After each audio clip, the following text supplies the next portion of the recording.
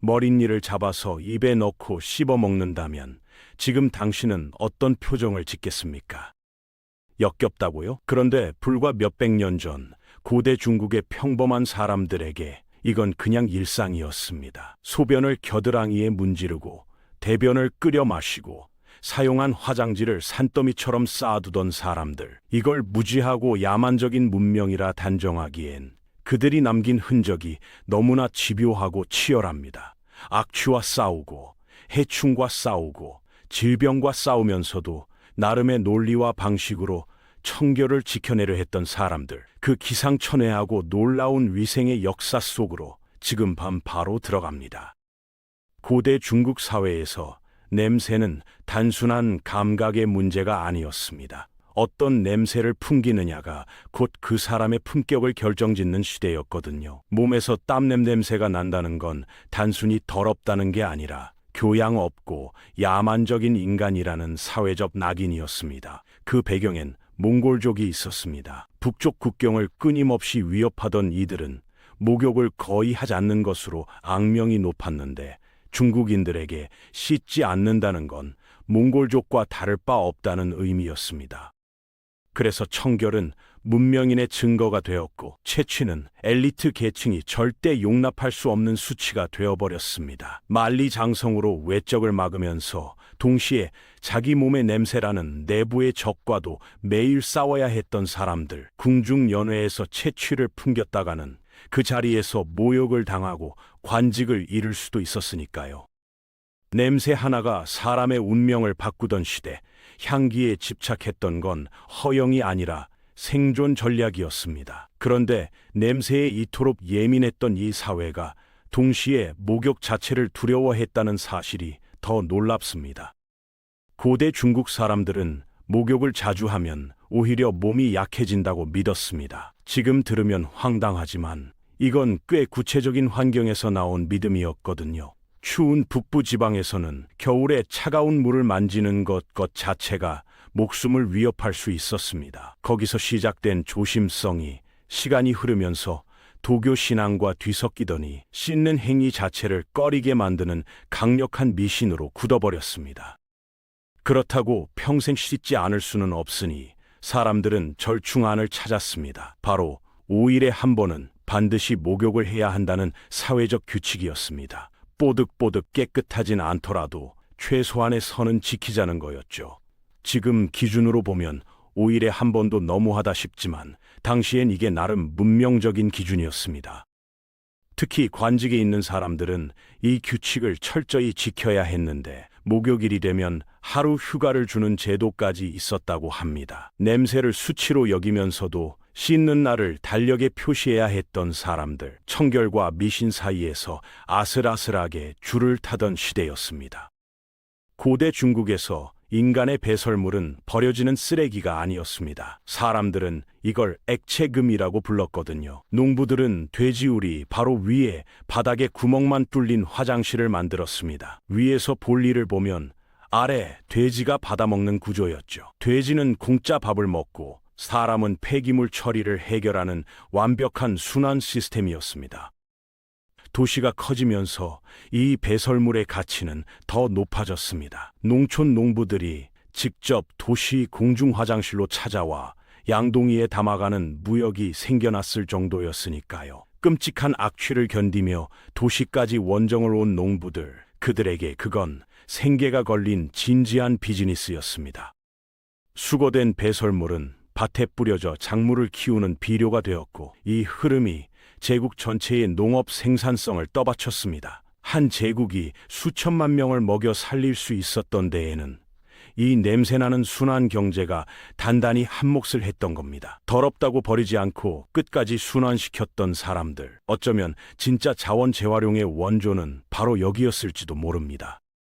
고대 중국 의사들은 심한 설사병 환자를 치료하기 위해 충격적인 처방을 내렸습니다. 건강한 사람의 대변을 발효시켜 그 즙을 환자에게 마시게 했거든요. 이름하여 황룡탕. 들으면 바로 얼굴이 찌푸려지는 이름이죠. 그런데 놀라운 건 이게 실제로 효과가 있었다는 겁니다. 발효된 대변 속에는 건강한 기증자의 장에서 온 유익균들이 가득했고 이 균들이 환자의 망가진 장 환경을 되살리는 역할을 했습니다. 나쁜 세균을 좋은 세균으로 몰아내는 원리였던 거죠. 사경을 헤매던 환자가 그 즙을 마시고 나서 증상이 호전되는 걸 본 의사들, 그 순간 얼마나 복잡한 감정이었을지 상상이 가시나요?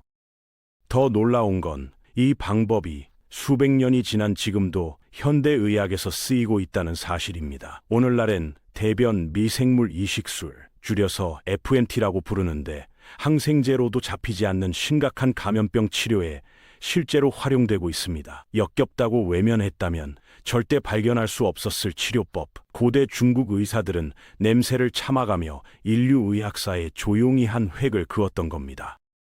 인류 역사상 가장 위대한 발명품 중 하나인 화장지는 약 1400년 전 중국에서 처음 탄생했습니다. 그 전까지 사람들은 나뭇잎, 나뭇가지, 헝겊조각 등 손에 잡히는 건 뭐든 사용했거든요. 화장지가 생기면서 배변 처리는 한결 편해졌지만 곧바로 새로운 문제가 생겼습니다. 쓴 화장지를 버릴 하수 시스템이 없었던 겁니다.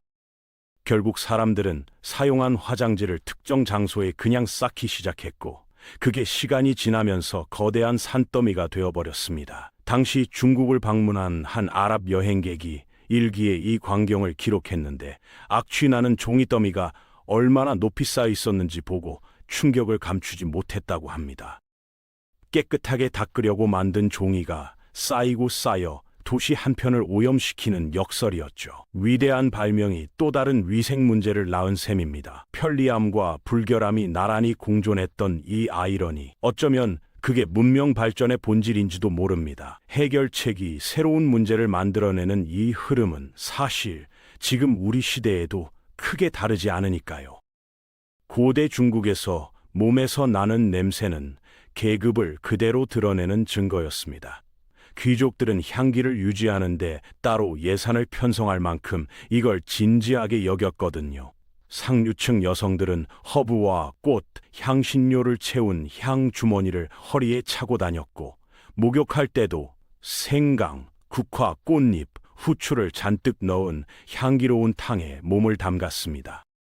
요즘으로 치면 럭셔리 스파를 매일 즐긴 셈이었죠. 반면 가난한 평민들에게 그런 사치는 꿈도 못 꿀 일이었습니다. 그들이 찾아낸 대안은 바로 소변이었습니다. 1년에 한 번, 주로 새해 첫날에 오래 묵힌 소변을 겨드랑이에 문질렀는데 이게 나름의 소독제이자 냄새 덮개 역할을 했거든요. 실제로 발효된 소변에는 암모니아 성분이 들어있어 살균 효과가 있다는 점에서 아주 터무니없는 방법은 아니었습니다. 꽃향기 나는 귀족과 발효소변 냄새 나는 평민, 같은 하늘 아래 살았지만 맡는 냄새의 세계가 완전히 달랐던 사람들입니다. 향기는 그 시절에도 가진 자들의 특권이었던 셈이죠. 목욕을 자주 못했던 가난한 농민들의 머리와 옷 속에는 항상 머릿니가 들끓었습니다. 이 작은 해충들은 쉴 새 없이 피부를 물어뜯으며 극심한 가려움증을 일으켰거든요. 그런데 이 사람들이 머릿니를 처리하는 방식이 현대인의 상상을 완전히 벗어납니다. 잡는 즉시 입에 넣고 씹어 먹었거든요. 손으로 눌러 죽이는 대신 씹어서 한 번에 해결하는 방식이었습니다. 단백질 보충도 되니 일석이조였죠. 지금 기준으로는 기겁할 일이지만 당시엔 가려움이라는 문제를 해결하는 가장 빠르고 실용적인 방법이었습니다. 하루 종일 논밭을 일구다 돌아온 농부가 머릿니를 잡아 씹으며 하루를 마무리하는 장면, 그게 당시 수많은 사람들의 평범한 일상이었습니다. 먹을 것도 씻을 물도 부족했던 시절, 몸에서 나는 건 뭐든 낭비하지 않는다는 생존 감각이 몸에 깊이 배어 있었던 겁니다. 역겹다는 감각 자체가 어쩌면 풍요로움에서 나오는 사치일지도 모른다는 생각, 이 장면 앞에서 한 번쯤 하게 됩니다. 고대 중국인들에게 머리카락은 단순한 외모의 문제가 아니었습니다. 부정적인 에너지를 불러오는 정신적 원천으로 여겨졌거든요. 불교 승려들은 번뇌를 끊기 위해 아예 머리를 밀었고 일반인들은 머리를 자주 빗는 것으로 마음을 정화하는 의식을 대신했습니다. 당시 빗은 단순한 도구가 아니라 대나무, 나무, 동물뼈로 정교하게 만들어진 예술품이었습니다. 특히 장수성은 화려한 문양이 새겨진 고급 빗을 생산해 빗의 고향이라는 명성을 얻었죠. 빗 하나에도 장인 정신을 불어넣었던 사람들, 머리 손질이 단순한 미용이 아니라 정신 수양의 일부였으니 그럴만도 했습니다. 머리를 감을 때는 쌀뜨물을 사용했습니다. 녹말과 단백질이 풍부해 두피 기름기를 제거하고 윤기를 더해줬거든요. 오늘날에도 쌀뜨물 헤어 케어가 주목받는 걸 보면 수천 년 전 사람들이 이미 그 효과를 알고 있었던 셈입니다. 주엽나무 열매는 천연 샴푸이자 세안제로 머리와 얼굴을 동시에 해결하는 재료였습니다. 정신 수양에서 시작된 습관이 결과적으로는 꽤 과학적인 헤어 케어 루틴으로 이어졌던 겁니다. 고대 중국에서 상대방에게 입냄새를 풍기는 건 매우 무례한 행동이었습니다. 특히 황제 앞에서는 중범죄에 가까웠거든요. 신하들은 황제를 아련하기 전에 반드시 정향을 입에 물고 냄새를 없애야 했습니다. 요즘으로 치면 중요한 미팅 전에 민트를 챙기는 것과 비슷하지만 당시엔 그게 목숨이 걸린 예의범절이었던 셈이죠. 칫솔이 없던 시절엔 버드나무 가지 끝을 씹어 부드럽게 만든 뒤 치아를 닦았습니다. 그러다 누군가 나뭇가지 끝에 구멍을 뚫고 말의 털을 씹는 아이디어를 내면서 인류 최초의 칫솔이 탄생했습니다. 부유층은 잇몸에 부드러운 말총 칫솔을, 가난한 사람들은 저렴하지만 잇몸에 상처를 낼 수 있는 돼지털 칫솔을 썼습니다. 이 차이 하나만 봐도 당시 빈부격차가 얼마나 일상 깊숙이 파고들어 있었는지 느껴지죠. 치약도 직접 만들었는데 찻잎과 소금, 식초에 버섯가루까지 섞은 수제 치약이었습니다. 황제 앞에 서기 위해 입냄새를 관리하던 사람들, 국왕위생의 역사도 결국 권력 앞에서 시작된 겁니다. 고대 중국에서 여성의 생리는 정상적인 신체 현상이 아니라 불결하고 수치스러운 것으로 여겨졌습니다. 심지어 위험한 것으로 간주되어 아버지나 남편은 물론 어머니에게조차 숨겨야 했거든요. 생리대도 깨끗한 물도 없던 시절, 평민 여성들은 씻지도 않은 낡은 헝겊 조각을 여성 가족끼리 돌렸으며 버텼습니다.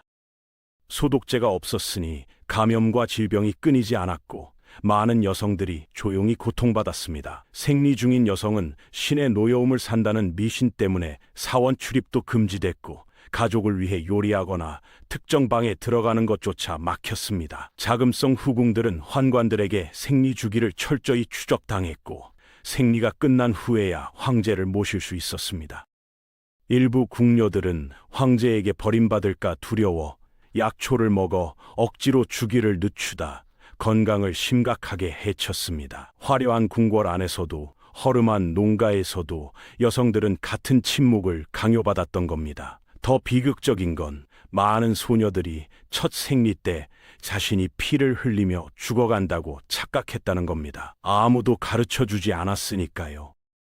나뭇가지로 만든 칫솔부터 꽃잎을 띄운 목욕물, 머릿니를 씹어먹고 대변을 마시던 사람들까지 고대 중국의 위생 역사는 그 어떤 드라마보다 자극적이고 그 어떤 다큐멘터리보다 솔직합니다. 현대의 눈으로 보면 충격적이지만 그들은 주어진 환경 속에서 나름의 논리로 최선을 다했습니다. 그리고 그 치열한 시도들 중 일부는 수천 년이 지난 지금 현대의학과 과학으로 정식으로 증명되고 있습니다. 역겨움 뒤에 숨어있던 지혜, 미신처럼 보였던 것들 속에 담긴 생존의 본능, 과거를 들여다보는 건 단순한 호기심이 아닙니다. 인간이 얼마나 끈질기게, 얼마나 기발하게 살아남으려 했는지를 확인하는 일이거든요. 우리가 지금 당연하게 누리는 비누 한 조각, 수세식 화장실 하나에도 수천 년의 시행착오가 쌓여 있다는 사실, 오늘 이 이야기를 통해 조금은 느끼셨으면 합니다. 오늘 영상이 흥미로우셨다면 좋아요와 구독으로 응원해주세요. 다음에도 현대인의 상상을 초월하는 역사 속 일상 이야기로 찾아오겠습니다.